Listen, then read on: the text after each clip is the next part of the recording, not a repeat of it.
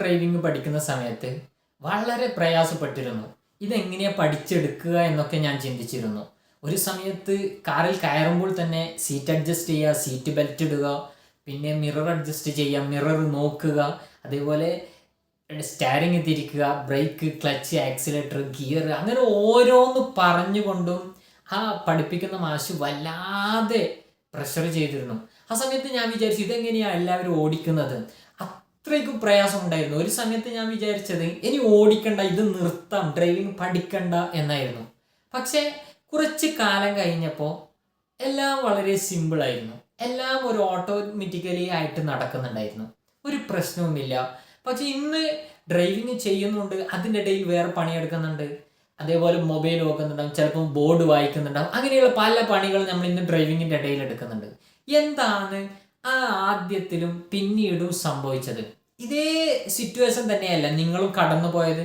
ആദ്യകാലത്ത് ഭയങ്കര പ്രയാസമായിരുന്നു, പിന്നീട് അതൊരു വിഷയമേ ഇല്ല. ഇന്ന് ഡ്രൈവ് ചെയ്യുന്നത് ആരാണ് എന്ന് വരെ നമുക്കറിയില്ല. ആ രൂപത്തിലേക്ക് നമ്മൾ മാറി. ഈ സിറ്റുവേഷൻ നമ്മൾ എങ്ങനെയാണ് കവർ ചെയ്തത്? ഇവിടെയൊക്കെ എന്താ സംഭവിച്ചത്? ഞാൻ ഈ പറയാൻ പോകുന്നതിൻ്റെ ഉദ്ദേശം എന്താണ്? നമ്മുടെ ലൈഫിലും അതേപോലെ ഉള്ള ഒരു ഓട്ടോമാറ്റിക് സിസ്റ്റം റൺ ചെയ്യുന്നുണ്ട്. നമ്മൾ പ്രോഗ്രാം ചെയ്യുന്നത് ഒരു ഓട്ടോമാറ്റിക് സിസ്റ്റമാണ്. നമ്മുടെ മൈൻഡ് എപ്പോഴും രണ്ട് മൈൻഡ് സെറ്റാണ് ഉള്ളത്. ഒന്ന് സബ് കോൺഷ്യസ് മൈൻഡ്, അതേപോലെ കോൺഷ്യസ് മൈൻഡ്. നമ്മൾ ഇന്ന് വളരെ ഡീപ്പായിട്ട് ചിന്തിക്കുന്നതൊക്കെ അതൊരു കോൺഷ്യസ് മൈൻഡിലായിരിക്കും നമ്മൾ ചിന്തിക്കുന്നത്. നമ്മളൊരു പുതിയ കാര്യത്തെ കാണുന്നതും പഠിക്കുന്നതും ചിന്തിക്കുന്നതും ഒക്കെ അതൊരു കോൺഷ്യസ് മൈൻഡിലായിരിക്കും നമ്മൾ ചിന്തിക്കുന്നതും കാണുന്നതും ഒക്കെ. എന്നാൽ സബ് കോൺഷ്യസ് മൈൻഡ് എന്നുള്ളത് നമ്മളുടെ ചില കാര്യങ്ങളൊന്നും നമ്മൾ അറിയുന്നത് വരെയില്ല, അതൊരു ഓളത്തിലങ്ങ് പോകുന്നുണ്ടാവും, അല്ലേ? നമ്മൾ ഈ കാണുന്ന നമ്മുടെ ലൈഫിൻ്റെ 95% കൺട്രോൾ ചെയ്യുന്നത് സബ് കോൺഷ്യസ് മൈൻഡാണ്. ഒരു ഓട്ടോമാറ്റിക്കലി സിസ്റ്റമാണ് നമ്മളെ കൺട്രോൾ ചെയ്യുന്നത്. ഒരു 5% മാത്രമാണ് കോൺഷ്യസ് മൈൻഡ് കൺട്രോൾ ചെയ്യുന്നത്. എവിടെയാണ് ഇതിലുള്ള വിഷയം, പ്രശ്നം എന്താണ് എന്നാണ് നമ്മൾ ഈ വീഡിയോയിൽ പറയുന്നത്. നാം മനസ്സിലാക്കേണ്ടത്, ഈ കടലിന് മുകളിൽ കാണുന്ന ഐസ്ബർഗ് കാണില്ലേ, അതിൻ്റെ മേലെയുള്ള വെറും 10% മാത്രമേ അതിൻ്റെ മേലെ ഉണ്ടാവൂ. പക്ഷേ അതിൻ്റെ 90% അതിൻ്റെ താഴെയായിരിക്കും ഉള്ളത്. എന്നാൽ നമ്മളിനി കാണാൻ പോകുന്നതും അത് തന്നെയാണ്. നമ്മുടെ ലൈഫ് ആരാണ് കൺട്രോൾ ചെയ്യുന്നത്? ഞാനൊരു കാര്യം തുടങ്ങുമ്പോൾ ആവശ്യമില്ലാത്തൊരു നെഗറ്റീവ് തോട്ട് എവിടെ നിന്നാണ് വരുന്നത്? ആവശ്യമില്ലാത്ത പ്രവർത്തനങ്ങൾ എങ്ങനെയാണ് എന്നിലൂടെ വരുന്നത്? ഞാൻ പോലും അറിയാതെ അതിങ്ങനെ സംഭവിച്ചു കൊണ്ടിരിക്കുന്നുണ്ടല്ലോ. എന്താണ് എനിക്ക് എവിടെയും എത്താൻ പറ്റാത്തത്? ഇവിടെയൊക്കെയുള്ള ചോദ്യം പണ്ടെപ്പോയോ നമ്മുടെ സബ് കോൺഷ്യസ് മൈൻഡിൽ കയറിയ ഒരു നെഗറ്റീവ് തോട്ടോ നെഗറ്റീവ് പ്രവർത്തനമോ ആണ് അതിങ്ങനെ നമ്മളെ ഇങ്ങനെ തികട്ടി വരുന്നത്. സബ് കോൺഷ്യസ് മൈൻഡിൽ നമ്മൾ എപ്പോഴും സ്റ്റോറേജ് ചെയ്യേണ്ടത് ഒരു പോസിറ്റിവിറ്റി ആയിരിക്കണം. പക്ഷേ നമ്മുടെ സബ് കോൺഷ്യസ് മൈൻഡിൽ ഏറ്റവും കൂടുതലുള്ളത് നെഗറ്റീവ് തോട്ടായിരിക്കും. അതിനെങ്ങാനും നമ്മുടെ കൺട്രോളിലേക്ക് എത്തിച്ചിട്ടില്ല എങ്കിൽ നമുക്കൊരിക്കലും നമ്മുടെ ലൈഫിൻ്റെ കൺട്രോള് കിട്ടില്ല. അതുകൊണ്ട് എങ്ങനെ നമ്മുടെ ലൈഫിൻ്റെ കൺട്രോള് നമ്മളിലേക്ക് എത്തിക്കാം എന്നുള്ളതാണ് നമ്മൾ ചിന്തിക്കേണ്ടത്. അപ്പോൾ നാം മനസ്സിലാക്കേണ്ടത് 3 കാര്യങ്ങളിലൂടെ, 3 ശീലങ്ങളിലൂടെ നമുക്ക് നമ്മുടെ സബ് കോൺഷ്യസ് മൈൻഡിനെ നമ്മുടെ കൺട്രോളിലേക്ക് എത്തിക്കാം എന്നുള്ളത് ഞാനിവിടെ പറയാൻ പോവുകയാണ്. അതിൽ ഒന്നാമതായിട്ട് ഒരു പോസിറ്റീവ് അഫർമേഷനാണ്. എന്താണ് ഈ പോസിറ്റീവ് അഫർമേഷൻ? നമ്മുടെ ലൈഫിൽ നമ്മൾ ചെയ്യാൻ പോകുന്ന ഒരു കാര്യം തുടങ്ങുന്നതിൻ്റെ തൊട്ട് മുമ്പ് തന്നെ നെഗറ്റീവുകളാണ് നമ്മുടെ മൈൻഡിലായാലും നമ്മുടെ ചുറ്റുഭാഗത്തുള്ള ആൾക്കാരിൽ നിന്നും വരുന്നത്. എപ്പോഴും നെഗറ്റീവാണ് വരുന്നത്, അല്ലേ? നമ്മൾ എന്തെങ്കിലും ഒരു ബിസിനസ് തുടങ്ങാൻ പോയി, ഒരു സ്റ്റാർട്ടപ്പ് തുടങ്ങാൻ പോവുകയാണ് എന്ന് പറയുമ്പോൾ തന്നെ പല നെഗറ്റീവുകളും വരും, അല്ലേ? ഇതൊക്കെ എവിടുന്ന് വരുന്നത്? അവർ ചിന്തിച്ചുണ്ടാക്കിയതാണ്? അല്ല, അവരുടെ സബ് കോൺഷ്യസ് മൈൻഡിൽ സ്റ്റോറേജ് ചെയ്തിട്ടുള്ള കാര്യങ്ങളാണ് നമ്മളിലേക്ക് വിളിച്ചിടുന്നത്. അതുപോലെ ഇതുപോലെ കേട്ട ഒരുപാട് സംഭവങ്ങൾ നമ്മുടെ മൈൻഡിലുണ്ടാവും, അതും പുറത്തേക്ക് വരും. അതുകൊണ്ട് ഇങ്ങനെ വരുന്ന സന്ദർഭത്തിൽ അതിനെ തടയാനൊന്നും നിൽക്കണ്ട, പക്ഷെ അതിനെ മറികടക്കണം. ഒരു പോസിറ്റീവ് അഫർമേഷൻ കൊണ്ട് നമ്മൾ അതിനെ മറികടക്കണം. എനിക്ക് കഴിയില്ല എന്ന് തോന്നുന്നിടത്ത് എനിക്ക് കഴിയും, ഞാനൊന്ന് പരിശ്രമിച്ചു നോക്കാം എന്നുള്ള ഒരു വാക്ക് കൊണ്ടെങ്കിലും, എന്നുള്ള ഒരു ചിന്ത കൊണ്ടെങ്കിലും അതിനെ മറികടക്കണം.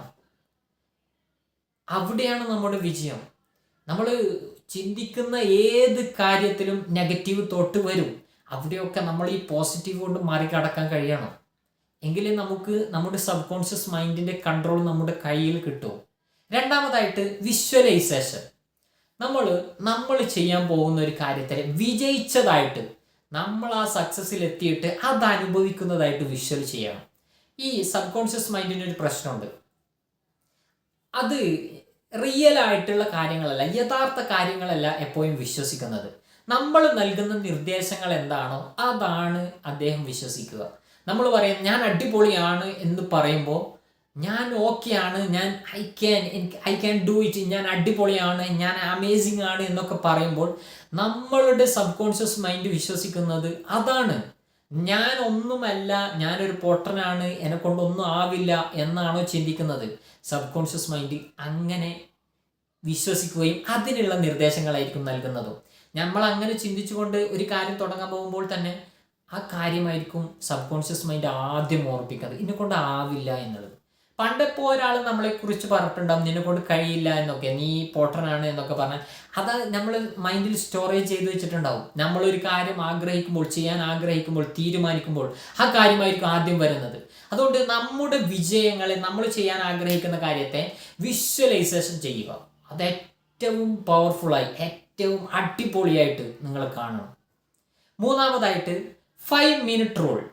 ഒരു 5 മിനിറ്റ്, ഉറങ്ങുന്നതിൻ്റെ തൊട്ട് മുമ്പുള്ള 5 മിനിറ്റ്, അതൊരു പവർഫുൾ ടൈമാണ്. ആ ടൈം നിങ്ങൾ നിങ്ങളുടെ കൺട്രോളിൽ ഉണ്ടാക്കണം. കാരണം ഉറങ്ങാൻ പോകുന്നതിൻ്റെ 5 മിനിറ്റ് മുമ്പ് എന്നത് ഒരു ആൽഫ സ്റ്റേറ്റ് സിസ്റ്റത്തിലാണ് നമ്മൾ ഉണ്ടാവുക. അങ്ങനെ പറഞ്ഞാൽ നമ്മൾ ഉറങ്ങിയിട്ടുമില്ല എന്നാൽ എഴുന്നേറ്റിട്ടുമില്ല എന്നുള്ള ഒരു ഇടയിലായിരിക്കും നമ്മൾ ഉണ്ടാകുന്നത്. അത് ആ ടൈമിൽ നമ്മുടെ സബ് കോൺഷ്യസ് മൈൻഡ് തനിയെ അതിൻ്റെ ഡോറുകളൊക്കെ ഓപ്പൺ ആയിരിക്കും. ആ സമയത്ത് നമ്മൾ നൽകുന്ന നിർദ്ദേശങ്ങളൊക്കെ അത് വളരെ പെട്ടെന്ന് തന്നെ സബ് കോൺഷ്യസ് മൈൻഡ് പിടിച്ചിടും. അതുകൊണ്ട് ആ സമയത്ത് നമ്മൾ ഏറ്റവും നല്ല കാര്യങ്ങളായിരിക്കണം നൽകേണ്ടത്. ഉറങ്ങാൻ പോകുന്നതിന് തൊട്ടുമ്പോൾ ഞാൻ അടിപൊളിയാണ്, അങ്ങനെയുള്ള നല്ല നല്ല പോസിറ്റീവായിട്ടുള്ള വിഷ്വലുകളും നല്ല നല്ല ചിന്തകളായിരിക്കണം നമ്മൾ സബ് കോൺഷ്യസ് മൈൻഡിലേക്ക് പോകേണ്ടത്. അത് ചില പരീക്ഷാ ടൈമിൽ പഠിക്കുമ്പോഴേക്ക് കുട്ടികളോട് പറയാറുണ്ട്, പ്രയാസമുള്ള കാര്യങ്ങളൊക്കെ ഉറങ്ങുന്നതിൻ്റെ ഒരു തൊട്ട് മുമ്പ് പഠിക്കുക. കാരണം ആ ടൈമിൽ സബ് കോൺഷ്യസ് മൈൻഡ് ഓപ്പൺ ആയിരിക്കും. അതുകൊണ്ടാണ് ഈ ഉറങ്ങാൻ പോകുന്നതിൻ്റെ തൊട്ട് മുമ്പുള്ള സമയം നമ്മൾ വളരെ പവർഫുള്ളായിട്ട് ചിന്തിക്കുക, പ്രവർത്തിക്കുക, പറയുക. ഇതാണ് സബ് കോൺഷ്യസ് മൈൻഡിനെ നമ്മളുടെ കൺട്രോളിലേക്ക് എത്തിക്കാനുള്ള 3 ഹാബിറ്റുകൾ. ഇത് 3ഉം ഇങ്ങനെ ഡെയിലി നമ്മൾ മാസങ്ങളോളം ശീലിച്ചുകൊണ്ടിരിക്കുക. അപ്പോൾ നമുക്ക് ഒരു ധൈര്യവും ഒരു കോൺഫിഡൻസും ഒക്കെ വരും. എങ്കിൽ മാത്രമേ നമ്മുടെ ലൈഫ് മുന്നോട്ട് പോവുകയുള്ളൂ. അല്ലെങ്കിൽ എപ്പോഴും ഒരു ഓട്ടോ പൈലറ്റ് സിസ്റ്റത്തിലായിരിക്കും നിങ്ങൾ മുന്നോട്ട് പോകുന്നത്. ഇന്ന് നിങ്ങൾ ഡ്രൈവ് ചെയ്യുന്നത് ഓട്ടോ പൈലറ്റ് സിസ്റ്റത്തിലാണ്. എന്നാൽ അതേപോലെ നമ്മുടെ ലൈഫിൻ്റെ കൺട്രോളും ഒരു ഓട്ടോ പൈലറ്റ് മോഡിലേക്ക് മാറും. അങ്ങനെ മാറാൻ വിടരുത്. നമ്മൾ മാറുന്നുണ്ടെങ്കിൽ അതൊരു പോസിറ്റീവ് അഫർമേഷനിലായിരിക്കണം, ഒരു നെഗറ്റീവ് തോട്ടിലാവരുത്.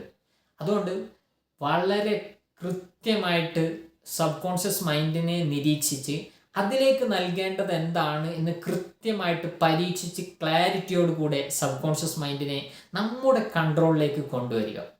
ഇല്ലെങ്കിൽ ലൈഫിൽ ഒന്നും നേടാൻ കഴിയില്ല. മറ്റൊരു വീഡിയോയുമായി വീണ്ടും കാണാം.